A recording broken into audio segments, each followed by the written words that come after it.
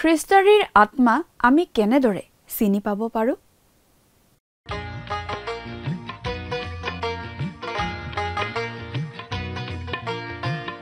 আজিৰে পবিত্ৰ ক্ষণতে উজলি উঠা মই ভাল পাওঁ এই গীত গাই প্ৰভু যীশুৰ জয় গান গাই মই ভাল পাওঁ এই গীত গাই প্ৰভু যীশুৰ জয় গান গাই তেওঁৰ মহান প্ৰেমৰ বাণী তেওঁৰ মহান প্ৰেমৰ বাণী ভাল পাওঁ মই সবাকে শুনাই ভাল পাওঁ মই সবাকে শুনাই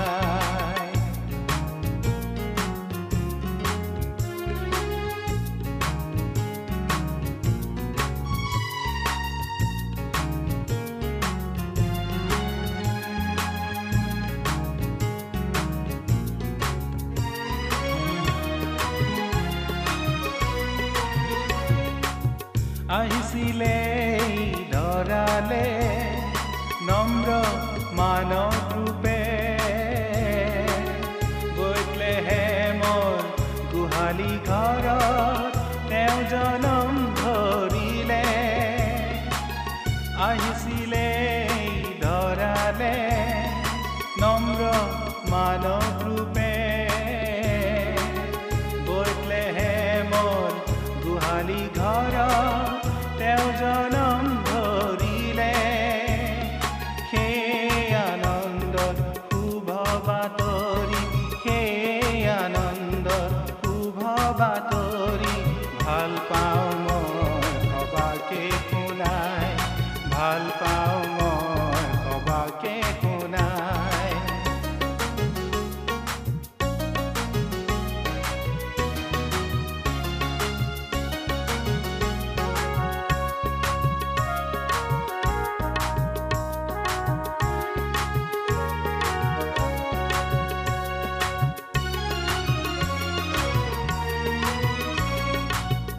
আমাৰ পাপৰ গধুৰ বুজাবোৰ তেওঁ কান্ধতে লৈ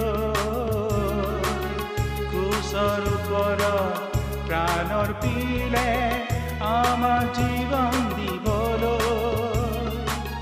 আমাৰ পাপৰ গধুৰ বুজাবোৰ তেওঁ কান্ধতে লৈ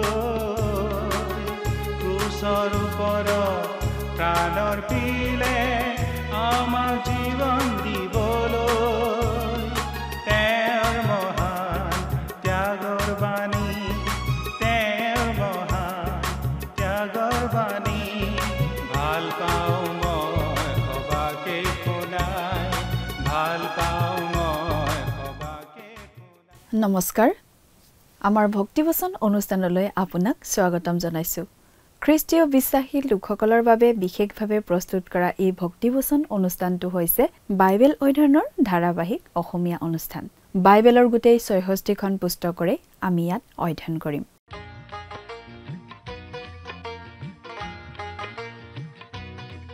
প্ৰিয় দৰ্শক আপুনি যদি আমাৰ আগৰ অনুষ্ঠানটো শুনিছিল তেনেহলে আপোনাৰ নিশ্চয় মনত আছে যে আমি এতিয়া বাইবেলৰ নতুন নিয়ম খণ্ডৰ যোখনৰ দ্বিতীয় পত্ৰ বা চমুকৈ দ্বিতীয় যোখন নামৰ পুস্তকখন অধ্যয়ন কৰি আছো যোৱা অনুষ্ঠানত আমি এই দ্বিতীয় যোখন পুস্তকৰ ৩ৰ পৰা ৫ নম্বৰ পদলৈকে পঢ়ি তাৰ ভিত্তিত আগবঢ়োৱা আলোচনা শুনিবলৈ পালো আজিৰ অনুষ্ঠানত আমি এই যোখনৰ দ্বিতীয় পত্ৰ ৬ৰ পৰা ৭ নম্বৰ পদলৈকে পঢ়ি তাৰ ভিত্তিত আগবঢ়োৱা আলোচনা শুনিবলৈ পাম ঈশ্বৰ দয়াত সমৃদ্ধ আৰু আমাৰ প্ৰতি থকা তেওঁৰ অতি প্ৰেমৰ বাবে তেওঁ আমাক অনুগ্ৰহৰ দ্বাৰা পৰিত্ৰাণ দিয়ে ঈশ্বৰৰ প্ৰেমে ঈশ্বৰক দয়া আৰু অনুগ্ৰহৰ দিশত আগুৱাই লৈ গল দয়াৰ যোগেৰে ঈশ্বৰে পাপী মানুহৰ প্ৰয়োজনীয়তা যথাযথভাৱে যোগান ধৰিছিল যোহনে তেওঁৰ প্ৰথম পত্ৰত প্ৰেমৰ ওপৰত গুৰুত্ব আৰোপ কৰিছিল কিন্তু তেওঁ এইটোও কৈছিল যে সেই প্ৰেম ভাইসকলৰ বাবে বিশ্বাসীসকলৰ বাবে খ্ৰীষ্টত থকাসকলৰ বাবে এই পৃথিৱীত অপ্ৰিয় বহুত আছে আমাৰ বহুতেই মৰম নলগা লোক সকলোকে ভাল পোৱাটো কঠিন কিন্তু ঈশ্বৰে জগতখনক ভাল পায় আমি প্ৰেমৰ যোগ্য নহয় কিন্তু ঈশ্বৰে আমাক সকলোকে ভাল পায় তেওঁ বিশ্বাসীসকলক তেওঁৰ বাৰ্তা জগতলৈ লৈ যাবলৈ কৈছে। তাৰ যোগেৰেই আমি প্ৰেম প্ৰদৰ্শন কৰিব পাৰোঁ। গুৰুত্বপূৰ্ণ কথাটো হ'ল যে ঈশ্বৰ হৈছে প্ৰেম, এয়া তেওঁৰ বৈশিষ্ট্য, আৰু তেওঁৰ প্ৰেমে আমাৰ বাবে এজন ত্ৰাণকৰ্তা প্ৰদান কৰিছে। কিন্তু সত্যও অতি গুৰুত্বপূৰ্ণ, আৰু আমি প্ৰেমক সত্যৰ ওপৰত ৰাখিব নোৱাৰো, কাৰণ তেতিয়া আমি সত্যক ত্যাগ কৰাৰ নিচিনা হ'ব। প্ৰেম কি বুলি ক'বলৈ গ'লে অতি চমুকৈ আমি ক'ব পাৰো যে ই হৈছে প্ৰভুৰ আজ্ঞা অনুসাৰে চলা। প্ৰভু যীশুৱে কৈছিল, যদি তোমালোকে মোক প্ৰেম কৰা তেনেহ'লে মোৰ আজ্ঞাবোৰ পালন কৰা। প্ৰভু যীশুৰ আজ্ঞাবোৰ 10 আজ্ঞাতকৈও অধিক। 10 আজ্ঞা যিকোনো শাসন ব্যৱস্থাৰ বাবে মৌলিক আৰু আমাৰ সভ্যতাৰ বাবেও মৌলিক কথা, কিন্তু খ্ৰীষ্টীয় বিশ্বাসীজনক তাতকৈ উচ্চ পৰ্যায়লৈ মাতি অনা হৈছে, য'ত তেওঁ নিজৰ জীৱনত আত্মাৰ দ্বাৰা প্ৰেম, আনন্দ, শান্তি উৎপন্ন কৰিব লাগে। যদি এইবোৰ আমাৰ মাজত নাই, তেন্তে আমি তেওঁৰ আজ্ঞা অনুসাৰে চলি থকা নাই। প্ৰিয় দৰ্শক, কথাবোৰ অধিক বহলাই চাবলৈ আহকচোন এতিয়া আমি মূল আলোচনাটোৰ মাজলৈ আগবাঢ়ি যাওঁ। পৰম পবিত্ৰ প্ৰভু যীশুখ্ৰীষ্টৰ নামত নমস্কাৰ প্ৰিয় শ্ৰোতা। আশা কৰোঁ আপুনি ভালে কুশলে আছে মহান পিতা পৰমেশ্বৰৰ মহান অনুগ্ৰহত। প্ৰিয় শ্ৰোতা, এতিয়া আমি বাইবেল অধ্যয়নৰ পিনে আগবাঢ়োঁ। আমি 2 যোহন পুস্তকৰ 6 নম্বৰ পদটো পাঠ কৰি দিম। 2 যোহন 6 নম্বৰ পদ। ইয়াত এনেদৰে লিখা আছে, আৰু আমি যেন তেওঁৰ সকলো আজ্ঞা অনুসাৰে চলোঁ, এয়ে প্ৰেমৰ অভিপ্ৰায়। তোমালোকে যেন তাত চলা, এয়েই সেই আজ্ঞা। তোমালোকে আদিৰে পৰা সেইদৰে শুনিলা। আৰু আমি যেন তেওঁৰ সকলো আজ্ঞা অনুসাৰে চলোঁ, এয়ে প্ৰেমৰ অভিপ্ৰায়। প্ৰেম কি? খ্ৰীষ্টীয় বিশ্বাসীৰ বাবে তেওঁৰ আজ্ঞা অনুসাৰে চলাই প্ৰেম। প্ৰভু যীশুৱে কৈছিল, তোমালোকে যদি মোক প্ৰেম কৰা তেন্তে মোৰ আজ্ঞাবোৰ পালন কৰিবা। যোহন 14 অধ্যায় 15 পদ। একেটা কথাই ইয়াত ওলোটাকৈ কোৱাৰ নিচিনা হৈছে বা আন প্ৰকাৰে কোৱা হৈছে। প্ৰভু যীশুৰ আজ্ঞা 10 আজ্ঞাতকৈ বেছি। 10 আজ্ঞা ঈশ্বৰে ইছৰাইল জাতিক দিছিল, আৰু শাসন চলোৱা কাৰ্যৰ বাবে আৰু সভ্যতা বৰ্তি থাকিবৰ বাবে এই 10 আজ্ঞাবোৰ অতি প্ৰয়োজনীয়। কিন্তু খ্ৰীষ্টীয় বিশ্বাসীসকলক তাতকৈও উচ্চ পৰ্যায়ৰ জীৱনৰ কাৰণে আমন্ত্ৰণ জনোৱা হৈছে, আৰু খ্ৰীষ্টীয় বিশ্বাসীসকলে পবিত্ৰ আত্মাৰ শক্তিৰে জীৱনত প্ৰকাশ কৰিব লাগিব প্ৰেম, আনন্দ, শান্তি, চিৰসহিষ্ণুতা, মৰম, মংগলভাৱ, বিশ্বাস, মৃদুভাৱ, ইন্দ্ৰিয় দমন, এই আত্মাৰ ফলবিলাক। এইবোৰ যদিহে আমাৰ জীৱনত থাকে, আমি ঈশ্বৰৰ আজ্ঞামতে চলি থকা বুলিয়েই বুজিব লাগিব। আৰু যদিহে আমাৰ জীৱনত এইবোৰ নাই, আমি জানিব লাগিব আমি তেওঁৰ আজ্ঞামতে চলা নাই। এয়েই প্ৰেমৰ অভিপ্ৰায়। প্ৰেম ড্ৰয়িং ৰুমত নহয়, কিন্তু ৰান্ধনি ঘৰতহে প্ৰকাশ পাই উঠে। শোৱনি কোঠাত নহয়, কাপোৰ ধোৱা ঠাইতহে প্ৰকাশ পাই উঠে। অৰ্থাৎ আমাৰ প্ৰেম প্ৰকাশ পায় আমি প্ৰেম কৰা লোকজনৰ কাৰণে কৰা কষ্ট আৰু ত্যাগ স্বীকাৰৰ যোগেদি। স্বামীয়ে মূৰৰ ঘাম মাটিত পেলাই ধন ঘটিবলৈ বেয়া নাপায়, কাৰণ তেওঁ পৰিয়ালক পোহপাল দিব লাগিব। তেওঁ পৰিয়ালক প্ৰেম কৰে। ভাৰ্যাই দুকমোকালিৰ পৰা নিশা দুপৰলৈকে ঘৰৰ কাম কৰি ভাগৰি নপৰে, কাৰণ তেওঁ স্বামীক প্ৰেম কৰে, সন্তানসকলক প্ৰেম কৰে। আমাৰ পৰিয়ালত আমি আমাৰ প্ৰেম এনেদৰে কাৰ্যৰ দ্বাৰাই প্ৰকাশ কৰোঁ, আৰু খ্ৰীষ্টীয় মণ্ডলীটো এনেদৰেই প্ৰেম প্ৰকাশ পোৱা উচিত। আন খ্ৰীষ্টীয় বিশ্বাসীৰ প্ৰতি বিশেষ চিন্তা প্ৰদৰ্শন কৰি, সুবিধা পালেই আনক সহায় কৰি আমি আনৰ প্ৰতি থকা আমাৰ প্ৰেম প্ৰদৰ্শন কৰিব লাগে। কাৰোবাৰ প্ৰতি যদি আমাৰ অন্তৰত অলপো চিন্তা নাই, অলপো সহানুভূতি নাই, তেন্তে আমাৰ প্ৰেমো নাই। বিশেষকৈ খ্ৰীষ্টীয় বিশ্বাসীসকলৰ আত্মিক উন্নয়নৰ কাৰণে আমাৰ বিশেষ চিন্তা থকা উচিত। কিন্তু সুবিধা পালেই আমি জাগতিক দিশতো আমাৰ ধন সম্পত্তিৰেও আন অভাৱত থকা ব্যক্তিক সহায় কৰিবলৈ উদ্যত হোৱা উচিত। মুঠতে আমাৰ প্ৰেম প্ৰকাশ পাই উঠিব লাগিব আমাৰ কাম কাজৰ দ্বাৰা। প্ৰেমৰ অভিপ্ৰায় এয়েই, আমি যাতে ঈশ্বৰৰ আজ্ঞাবোৰ পালন কৰি চলোঁ। আমি যেনেকুৱা পৰিৱেশ, যেনেকুৱা পৰিস্থিতিতেই নাথাকোঁ কিয়, আমাৰ জীৱনৰ যোগেদি প্ৰকাশ পাই উঠিব লাগিব এই প্ৰেম। আমি নিজকে প্ৰভু যীশুৰ বিশ্বাসী বুলি, ঈশ্বৰৰ সন্তান বুলি মুখেৰে কৈ থাকিলেই নহ'ব। আমাৰ কাম কাজ, আমাৰ দৈনন্দিন জীৱনৰ যোগেদি সেই কথাটো প্ৰকাশ পাই উঠিব লাগিব। তোমালোকে যেন তাত চলা, এয়ে সেই আজ্ঞা, তোমালোকে আদিৰে পৰা সেইদৰে শুনিলা। বা কথাটো আমি এনেদৰে ক'ব পাৰোঁ, জোহনে যেন আমাক এই বুলি কৈছে, এই আজ্ঞা তোমালোকে আদিৰে পৰা শুনি আহিছা। এই কথাবোৰ ফ্ৰিজত সুমুৱাই থ'বৰ কাৰণে নহয়, বা আলমাৰিত ভৰাই সাঁচি থ'বৰ কাৰণে নহয়। তোমালোকে এই কথাবোৰ কেতিয়াবাৰ পৰাই শুনি আহিছা। প্ৰভু যীশুৱে এই কথাকে শিকাই গৈছে। গতিকে এতিয়া কামত লাগি যোৱা, এইমতে চলা। আমাৰ জীৱনৰ যোগেদি আনৰ আগত প্ৰেম প্ৰদৰ্শন কৰোঁ হওক। এতিয়া পাচনি জোহনে আমাক এটা সাৱধান বাণী শুনাব। আমি 7 নম্বৰ পদটো পঢ়ি দিছোঁ। কিয়নো অনেক প্ৰবঞ্চক জগতত ওলাল, যীশুখ্ৰীষ্ট মাংসত অহা বুলি সেইবিলাকে স্বীকাৰ নকৰে। এই লোকেই সেই প্ৰবঞ্চক আৰু খ্ৰীষ্টাৰী। খ্ৰীষ্টাৰী, এই বিষয়ে আমি যথেষ্ট কথা ইতিমধ্যে আলোচনা কৰি আহিছোঁ। পাচনি জোহনে প্ৰথমখন পত্ৰত এই বুলি আমাক জনাইছে যে ইতিমধ্যেই অনেক খ্ৰীষ্টাৰী ওলাইছিল, আৰু সেইবোৰ খ্ৰীষ্টাৰীৰ আত্মা। আমি খ্ৰীষ্টাৰীৰ আত্মা কেনেদৰে চিনি পাব পাৰোঁ? জোহনে তাৰ উত্তৰটো আমাক দিছে। যীশুখ্ৰীষ্ট মাংসত অহা বুলি সেইবিলাকে স্বীকাৰ নকৰে।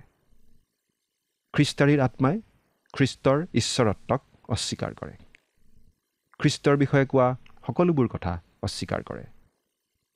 খ্ৰীষ্টই নিজৰ বিষয়ে কোৱা কথাবোৰ খ্ৰীষ্টাৰীয়ে মানি নলয়, অস্বীকাৰ কৰে, আৰু তেওঁ মানৱ জাতিৰ পৰিত্ৰাণৰ কাৰণে ক্ৰুচত যন্ত্ৰণা সহি মৃত্যুবৰণ কৰাৰ কথা আৰু তৃতীয় দিনা কবৰৰ পৰা পুনৰুত্থিত হোৱাৰ কথা, এই সকলো কথা প্ৰকাৰান্তে মিছা বুলি ক'ব খোজে। এয়েই খ্ৰীষ্টাৰীৰ চিন, খ্ৰীষ্টাৰীৰ আত্মাৰ চিন। আমি প্ৰকাশিত বাক্যত পাওঁ যে প্ৰভু যীশুৰ পুনৰ আগমনৰ আগে আগে সেই খ্ৰীষ্টাৰীয়ে পূৰ্ণৰূপত আত্মপ্ৰকাশ কৰিব। আমি বিশ্বাস কৰোঁ দুজন ব্যক্তিৰ যোগেদি খ্ৰীষ্টাৰীৰ আত্মাই প্ৰকাশ পাব। কাৰণ প্ৰকাশিত বাক্য 13 নম্বৰ অধ্যায়ত দুজন ব্যক্তিৰ কথা বুজোৱা হৈছে। এজন হ'ব ৰাজনৈতিক নেতা, খ্ৰীষ্টৰ শত্ৰু, খ্ৰীষ্টৰ বিৰোধী। আনজন হ'ব ধৰ্মীয় নেতা, আৰু সেই নেতাজনে নিজকে খ্ৰীষ্ট বুলি দেখুৱাবলৈ চাব। সেই নেতাজনে প্ৰথমজন নেতাক উপাসনা কৰিবলৈ জগতক ভুলাব। এই কথাবোৰ কিন্তু এতিয়াও ঘটা নাই। ভৱিষ্যতে খ্ৰীষ্টৰ পুনৰ আগমনৰ আগে আগে ঘটিব।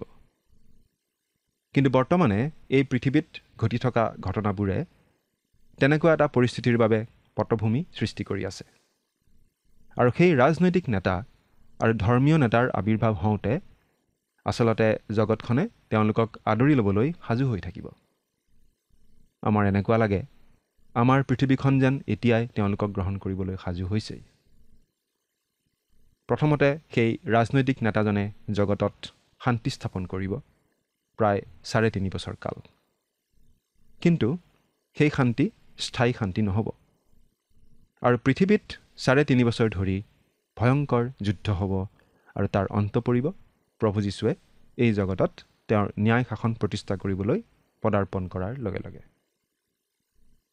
সেই খ্ৰীষ্টাৰীৰ দিনত গোটেই পৃথিৱীত এটাই মতবাদ হ'ব। এতিয়াও তেনেকুৱা এটা প্ৰচেষ্টা চলি থকা আমি দেখিছোঁ। কিয়নো অনেক প্ৰবঞ্চক জগতত ওলাল। পাচনি জোহনৰ দিনত গ্নষ্টিচিজিম নামৰ এটা ভুৱা মতবাদে মানুহবোৰক বিভ্ৰান্ত কৰিব ধৰিছিল। য'তেই খ্ৰীষ্টৰ শুভবাৰ্তা প্ৰচাৰিত হয় তাতেই ভুৱা মতবাদো প্ৰচাৰিত হোৱা আমি দেখোঁ। খ্ৰীষ্টৰ শুভবাৰ্তা ঘোষণা হোৱাৰ পাছতহে এনে ভুৱা মতবাদবোৰো ওলাই গৈ আগতে নহয়। জোহনে এই পত্ৰ লিখাৰ সময়ত কেইবাটাও গ্নষ্টিক মতবাদৰ দল ওলাইছিল। এটা গ্নষ্টিক দলে চিৰিন্থাছ নামৰ ইফিচিয়া লোক এজনক মানিছিল। এই চিৰিন্থাছৰ মতবাদ আজিও আছে। এওঁলোকে যীশু আৰু খ্ৰীষ্ট একে নহয় বুলি কয়।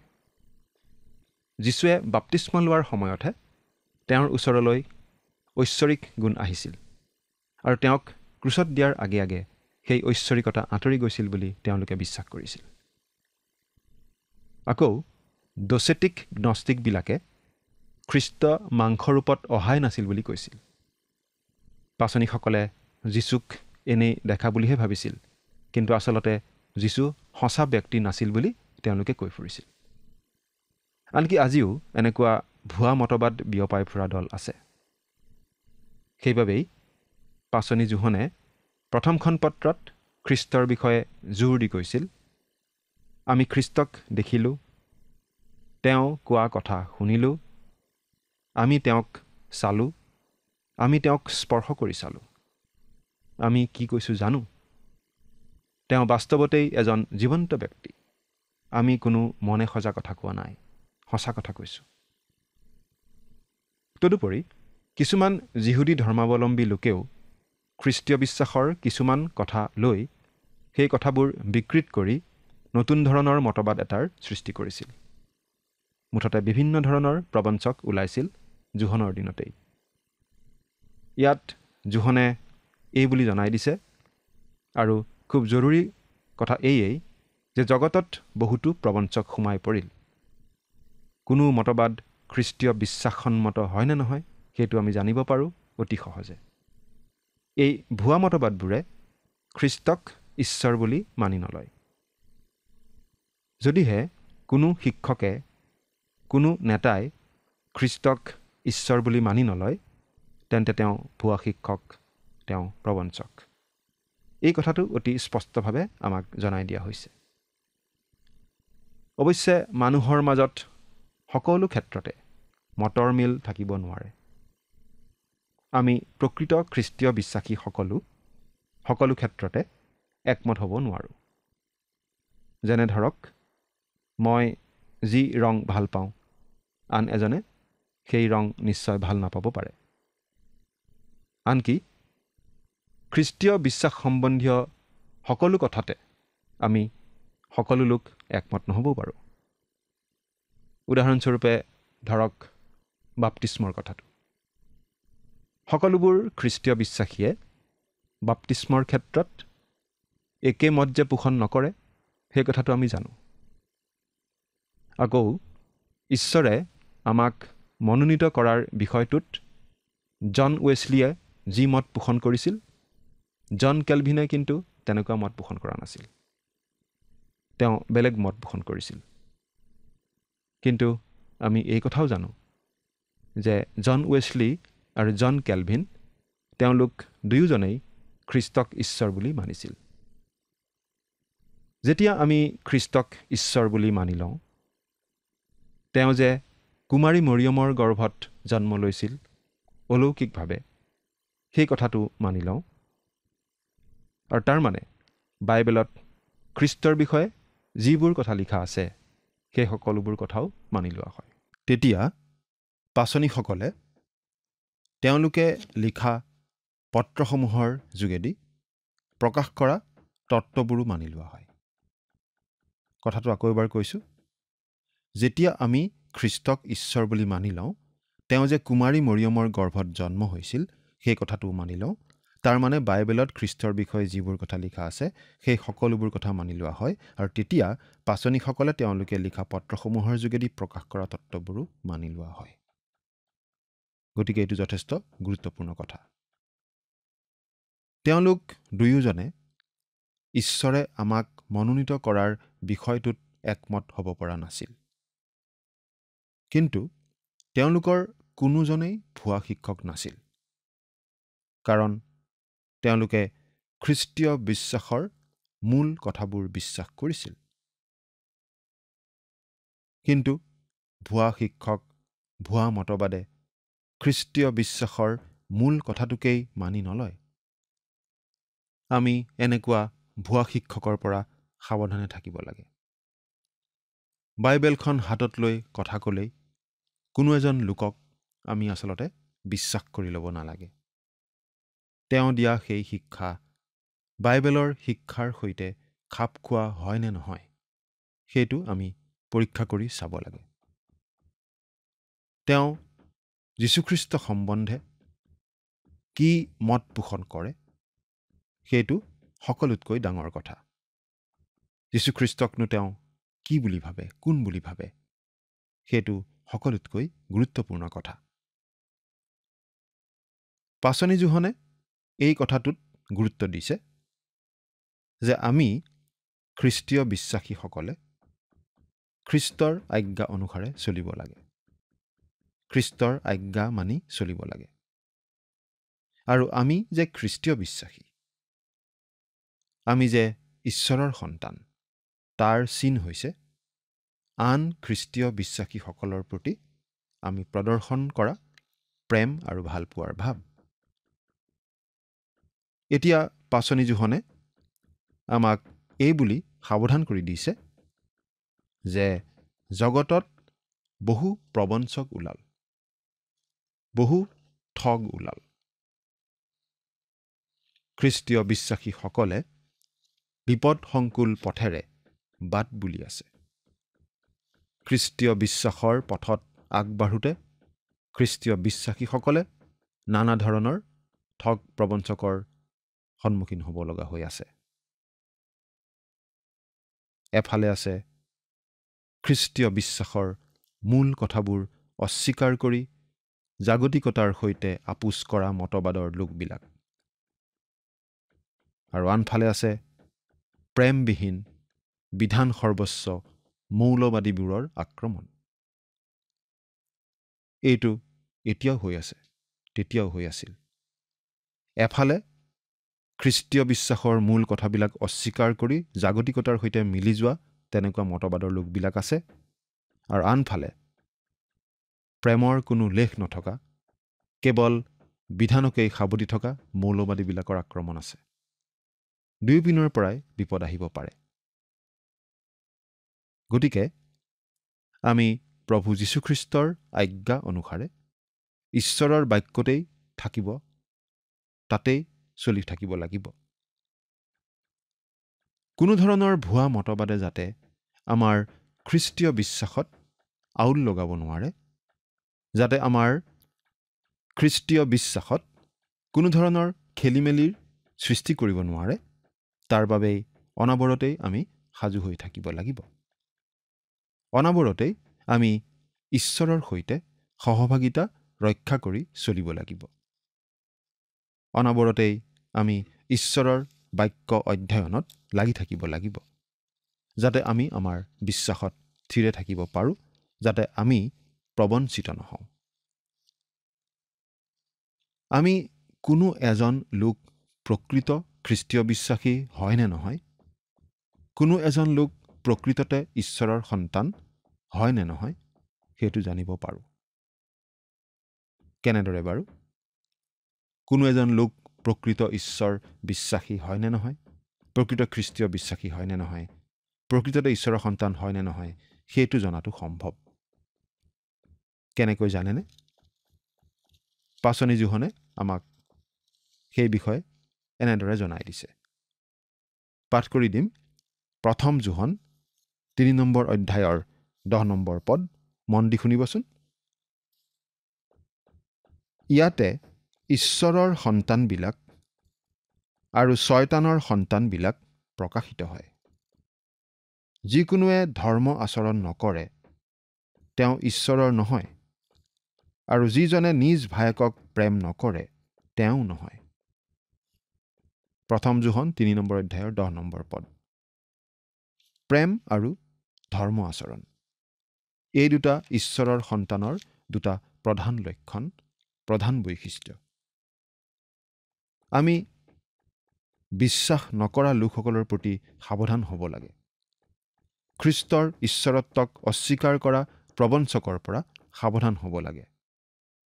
আমাক পাচনি জোহনে এই বুলি কৈছে যে কোনোৱে যদি খ্ৰীষ্টৰ ঈশ্বৰত্বক অস্বীকাৰ কৰে, খ্ৰীষ্টই মানৱ ৰূপে জন্মগ্ৰহণ কৰিছিল বুলি মানি নলয়, তেন্তে তেওঁ প্ৰকৃত খ্ৰীষ্টীয় বিশ্বাসী নহয়। মানুহজন হয়তো দেখাত খুব ধাৰ্মিক যেন হ'ব পাৰে, কিন্তু তেওঁ প্ৰকৃত খ্ৰীষ্টীয় বিশ্বাসী হ'বই নোৱাৰে যদিহে খ্ৰীষ্টক ঈশ্বৰ বুলি তেওঁ বিশ্বাস নকৰে। এই কথাটো আমি ভালদৰে মনত ৰখা উচিত। প্ৰকৃত খ্ৰীষ্টীয় বিশ্বাসী মানে খ্ৰীষ্টৰ অনুগামী, খ্ৰীষ্টৰ বিশ্বাসী, খ্ৰীষ্টত ভৰসা কৰা লোক। প্ৰকৃত খ্ৰীষ্টীয় বিশ্বাসীয়ে বিশ্বাস কৰে খ্ৰীষ্টই কুমাৰী মৰিয়মৰ গৰ্ভত অলৌকিকভাৱে জন্ম লোৱা কথাটো, খ্ৰীষ্টৰ ঐশ্বৰিকতাৰ কথাটো, খ্ৰীষ্টই কৰা অলৌকিক কামবোৰৰ কথা, আৰু মানৱৰ মুক্তিৰ বাবে সেই খ্ৰীষ্ট যে ক্ৰুচত মৰিল আৰু মুক্তিৰ বাবে প্ৰয়োজনীয় সকলোখিনি কৰিলে সেই কথা, আৰু বিশ্বাস কৰে সেই ক্ৰুচত মৃত খ্ৰীষ্টই কবৰস্থ হৈ তৃতীয় দিনা পুনৰ জি উঠাৰ কথা। আপুনি বাৰু এই সকলোখিনি বিশ্বাস কৰেনে?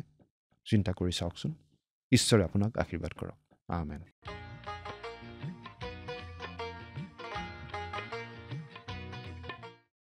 খ্ৰীষ্টীয় বিশ্বাসৰ মূল ভেটি হৈছে খ্ৰীষ্ট।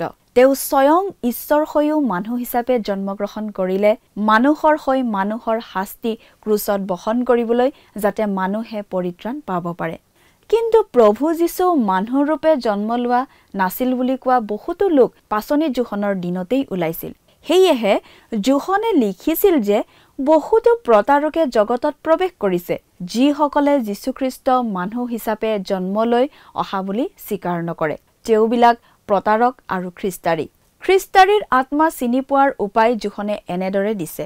খ্ৰীষ্টাৰীৰ আত্মাই যীশুখ্ৰীষ্ট মাংসত অহা বুলি স্বীকাৰ নকৰে। খ্ৰীষ্টাৰীৰ আত্মাই খ্ৰীষ্টৰ ঈশ্বৰত্বকো অস্বীকাৰ কৰে। তেওঁৰ বিষয়ে কোৱা সকলো কথা, তেওঁ কোৱা সকলো কথা আৰু তেওঁৰ ক্ৰুচীয় মৃত্যু আৰু মৃত্যুৰ পৰা পুনৰুত্থান হোৱাৰ দ্বাৰা মুক্তিৰ বাবে আমাৰ বাবে তেওঁ কৰা সকলো কাম খ্ৰীষ্টাৰীৰ আত্মাই অস্বীকাৰ কৰে।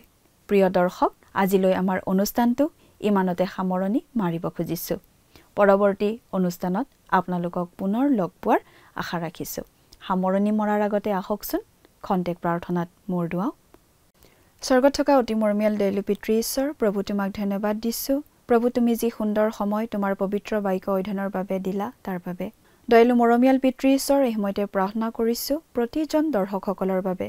প্ৰভু, তুমি তেওঁলোকক আশীৰ্বাদ কৰা, আৰু প্ৰভু তেওঁলোকে যি বাক্য অধ্যয়ন কৰি আছে, এই বাক্য অধ্যয়নৰ যোগেদি তেওঁলোকে যাতে নিজৰ জীৱনটোক সম্পূৰ্ণৰূপে প্ৰভু শুধৰণি কৰিব পাৰে, আৰু প্ৰভু তেওঁলোকে কোনটো শুদ্ধ সেই সকলোবিলাক যাতে সিদ্ধান্তবোৰ ভালদৰে ল'বলৈ পাৰিব, তেনে আশীৰ্বাদ তেওঁলোকৰ জীৱনত প্ৰভু তুমি দান কৰিবা।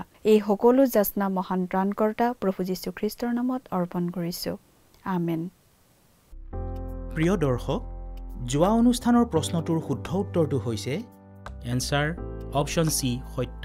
আজিৰ অনুষ্ঠানৰ ওপৰত আধাৰিত প্ৰশ্নটো হৈছে যীশু আৰু খ্ৰীষ্ট একে নহয়, এই মতবাদ কাৰ হয়? Option A John Willis, option B চিৰিষ্টাছ, option C John Calvin, option D ডচেটিক। প্ৰিয় দৰ্শক, আজিৰ প্ৰশ্নৰ সঠিক উত্তৰটো আজি সন্ধিয়া 6 বজাৰ আগেয়ে আপোনাৰ নাম আৰু সম্পূৰ্ণ ঠিকনাৰে সৈতে আমালৈ 7429840242 নম্বৰত SMS নাইবা হোৱাটছআপ যোগে প্ৰেৰণ কৰক। প্ৰিয় দৰ্শক, আপুনি যদি আমাৰ এই অনুষ্ঠানৰ যোগেদি আশীৰ্বাদপ্ৰাপ্ত হৈছে আৰু আমাৰ লগত কথা পাতিবলৈ বিচাৰিছে বা আপোনাক প্ৰাৰ্থনাৰ সহায়ো পৰামৰ্শ লাগে, তেন্তে আমালৈ 7429840242 এই নম্বৰত পোনপটীয়াকৈ ফোন কৰিব পাৰিব। ধন্যবাদ।